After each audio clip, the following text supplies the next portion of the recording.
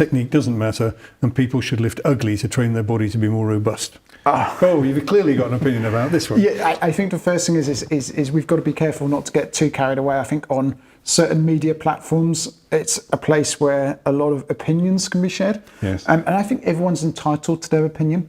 And I think quite often you have to take your own view on it. And often, when you read research papers, you'll often see conflicting research. So they might have that opinion. You know, I think this probably goes back to the whole debate around posture.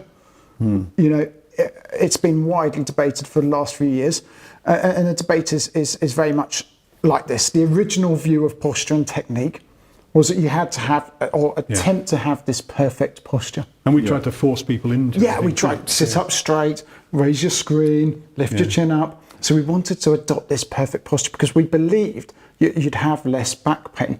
But then the research came out and said, well, actually, there's not that strong a correlation between having postural positions and the level of back pain. So in fact, you could slouch all day in a chair on your computer and you won't necessarily have more back pain.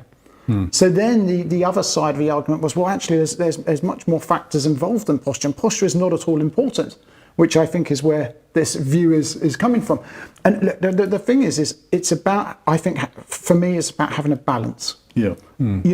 I believe posture is important, but it's not the only factor. Stress, sleep, diet, exercise, strength, these are all really important. Genetics, hereditary things, these are all really important for back pain. Yeah, but posture is a factor.